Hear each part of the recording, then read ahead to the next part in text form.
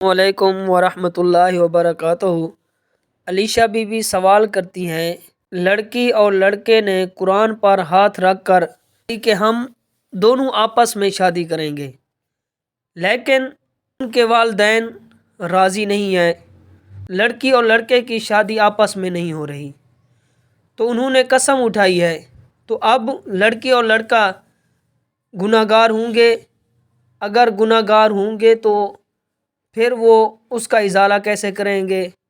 تو قسم کا کفارہ کیا ہے، اس بارے میں رہنمائی فرمائیں۔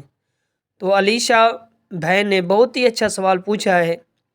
تو سب سے پہلے یہ بات ضرور یاد رکھیں کہ قرآن پر ہاتھ رکھنے سے قسم منعقد نہیں ہوتی، وہ قسم نہیں ہوتی، صرف قرآن پر ہاتھ رکھیں تو ہاں، جب تک یہ نہ کہیں کہ مجھے قرآن کی قسم، اللہ پاک کی قسم یا اللہ پاک کی صفات کی قسم نہ کھائیں۔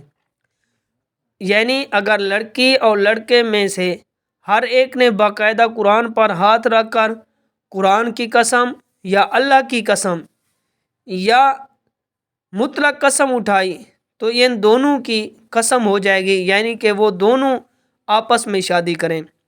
لیکن اگر وہ آپس میں شادی نہیں کرتے آپ کسی مجبوری کی وجہ سے، تو وہ قسم میں جھوٹے ہیں، تو ان کی قسم جو ہے وہ ٹوٹ جائے گی۔ تو قسم جب ٹوٹتی ہے تو اس کا کفارہ دینا پڑتا ہے۔